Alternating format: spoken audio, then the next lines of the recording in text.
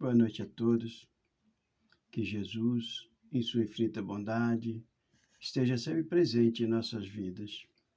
Dando continuidade ao nosso estudo, na pergunta 210, Kardec questiona o seguinte: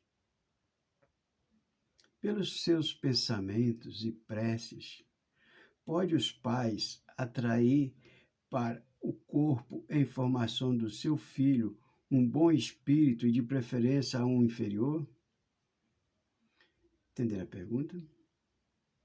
Podemos, através das nossas preces, do nosso bom comportamento, atrair para junto do seio, do ventre da nossa esposa, para que nasça entre nós um bom espírito, um filho bom?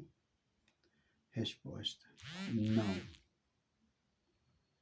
Mas podemos melhorar o espírito do filho que lhes nasceu e estar confiado. Esse é o dever deles. Os maus filhos são uma prova para os pais. Quer dizer, podemos melhorar muito, ajudar muito com os nossos preces, com o nosso comportamento. A gente sabe que educar é se educar, é dando bons exemplos, né? E aí conseguimos melhorar os nossos filhos. Isso é uma prova para os pais, às vezes, não ter filhos muito bons. É comportamento nosso de passado, é débito nosso, é culpa nossa do comportamento desse filho em outras encarnações. Então, cabe a nós agora suportar bem o peso e fazer o possível e o impossível para colocá-los no caminho do bem. E através da prece, do nosso comportamento, a gente consegue ajudar muito. É bom a gente lembrar, por exemplo, eu tenho 5 filhos. Se eu negligenciar como pai e os meus filhos não seguirem o caminho do bem, não se tornarem pessoas boas, na próxima encarnação, quem vai recebê-los como filhos para colocá-los no caminho do bem? Outra pessoa além de mim? Não. Sou eu mesmo responsável, eu mesmo que vou recebê-los e colocá-los de volta no caminho do bem. Corrigir os erros que eu cometi como pai. Por isso que, às vezes, temos filhos não muito agradáveis, não muito bons, mas são nossos filhos e que cabe a nós colocá-los no caminho do bem. De onde deriva a semelhança de caráter que muitas vezes existe entre dois irmãos, mormente gêmeos? Quer dizer, existem alguns irmãos, né, que eles têm uma semelhança muito grande de caráter. De onde vem isso? São espíritos simpáticos que se aproximam por analogia aos sentimentos e se sentem felizes por estar juntos. Então, são seres que cresceram juntos, progrediram juntos, estão juntos há séculos, há décadas, têm afinidades, os mesmos pensamentos, os mesmos gostos, e às vezes gostam muito de estar sempre juntos, e muitas das vezes reencarnam até como irmãos gêmeos um do outro. Há dois espíritos, ou, por outro, duas almas, nas crianças cujos corpos ligados tendem comuns alguns órgãos. Eu não sei bem, eu não me lembro o nome agora que se dá a crianças, duas crianças ligadas umas a outras, né? E a pergunta é, existe duas almas, dois espíritos a esses dois corpos ligados uns aos outros? Ou é uma alma só? Ou é um espírito só e dois corpos ligados? Essa é a pergunta. Resposta: sim, mas a semelhança entre eles é de tal forma que vos parece, em alguns casos, ser um só. Então, se tem dois cérebros, dois raciocínios, dois pensamentos, duas vozes, dois sentidos, tem olhos de um lado, olhos de outro, bocas de um lado, bocas de outro, ouvidos de um lado, ouvidos do outro, significa que são dois espíritos. Muitas das vezes com tendências tão idênticas que a gente acaba pensando que é um só. mas são dois espíritos. Se tem dois cérebros, duas cabeças, né?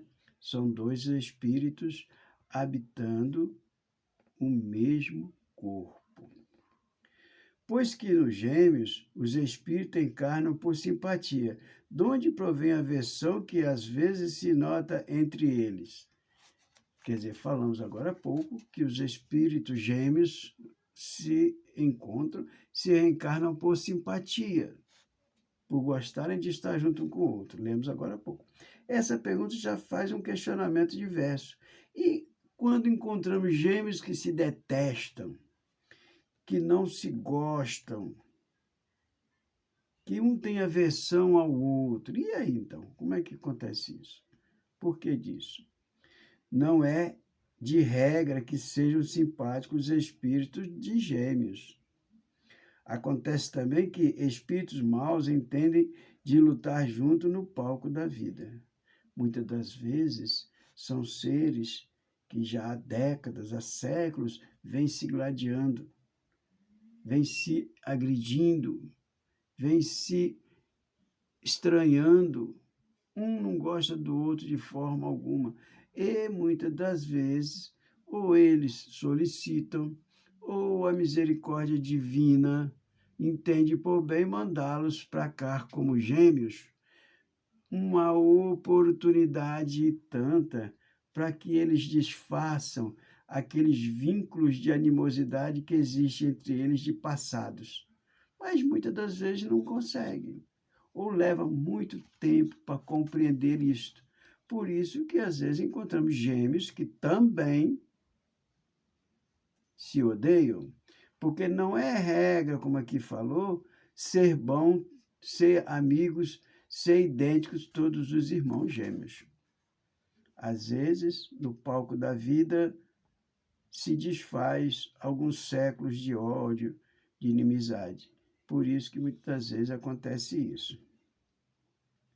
Que se deve pensar dessa história de crianças que lutam no seio materno?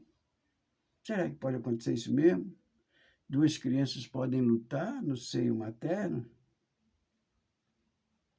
Lendas, para significar o quão inveterado era o ódio que reciprocamente se votavam. Figuram-no a se fazer sentir antes do nascimento delas. Em geral, não levais muito em conta as imagens poéticas.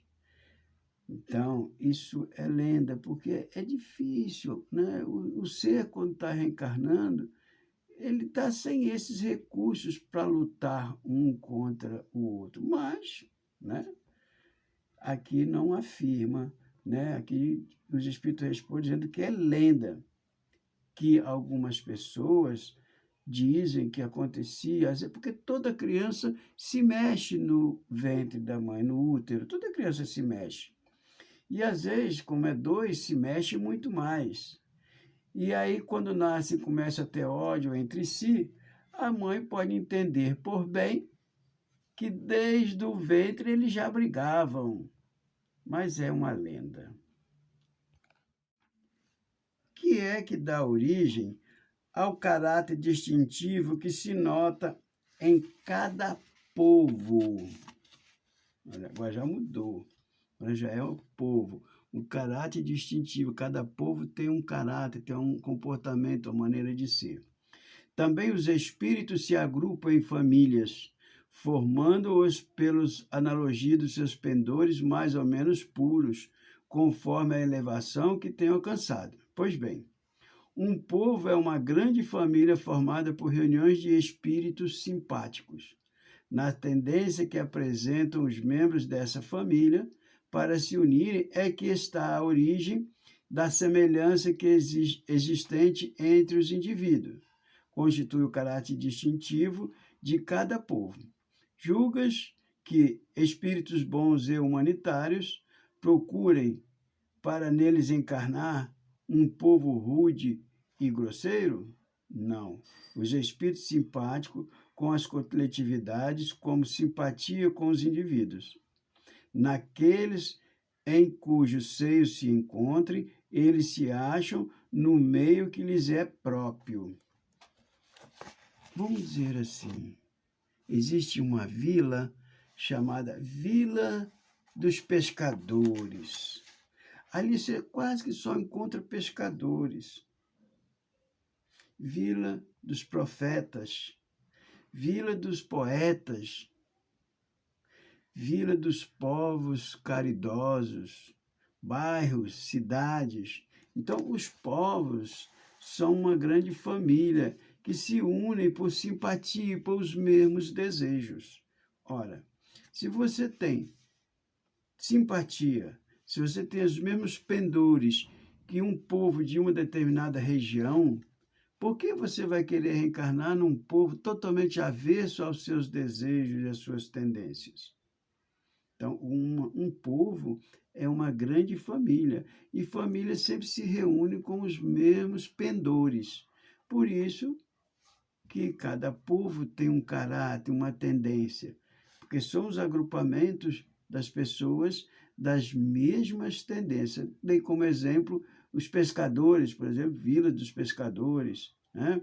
Bairro dos amantes da música, bairro dos poetas, bairro da seresta, e bairro dos caridosos, bairro das pessoas religiosas, entendeu? Aquele povo ali é religioso, aquele povo ali é caridoso, aquele povo é humano, aquele povo ali sabe tratar as pessoas com respeito. Tudo isso a gente ouve falar, mas porque são uma comunidade, uma família que ali está com os mesmos pendores. Em suas novas existências, conservará o espírito traços e caráter da moral de sua existência anterior? Na próxima encarnação, nós vamos conservar os traços do caráter moral desta encarnação? Quer dizer, nas suas próximas, ou seja, o que você é hoje, os caráteres que você tem, você vai conservar nas próximas? Isso pode dar-se, mas melhorando-se, ele muda. Pode também acontecer que a sua posição social venha a ser outra. Se de senhor passa a escravo, inteiramente diversos serão os seus gostos e dificilmente o reconhecereis.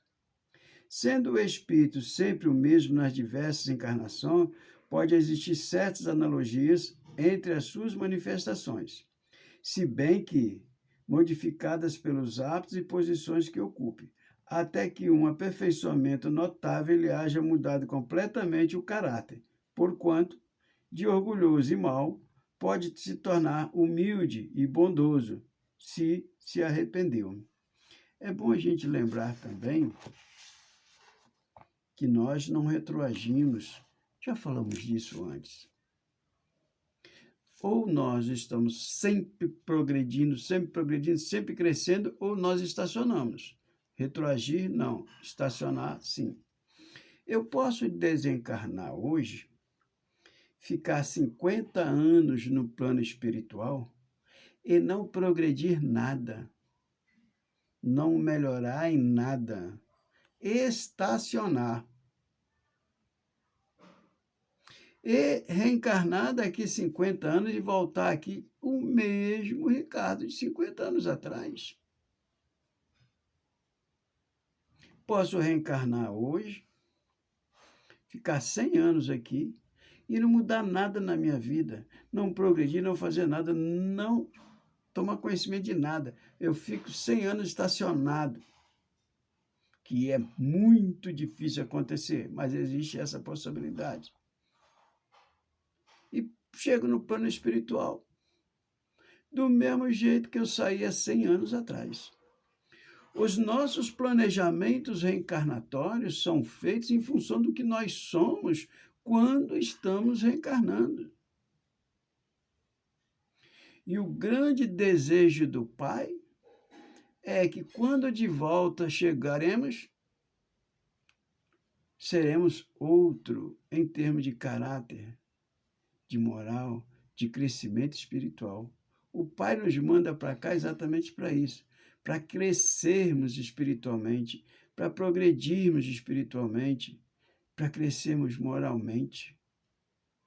Então, o nosso planejamento reencarnatório tem que ser todo modificado com o decorrer do tempo,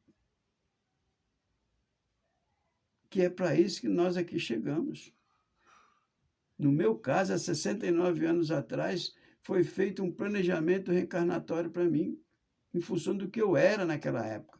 E eu tenho certeza que eu já mudei um pouquinho isso aí, e eu ainda vou tentar mudar mais, para melhor, inclusive, para quando eu chegar no plano espiritual, não ser mais aquele Ricardo de 69 anos atrás, ou 70, não sei quanto tempo mais ainda vou viver, né? Porque essa é a lei, crescer, progredir. E nós reencarnamos para isso, para crescer, para progredir, para se melhorar sempre. Por isso que nós temos que estar lutando para o nosso crescimento espiritual. Reforma íntima, diz Kardec. Kardec diz que se conhece o verdadeiro cristão pelo esforço que ele faz para dominar as suas más tendências. E isso é o desejo do Pai, que a gente volte bem melhor do que éramos quando de lá saímos.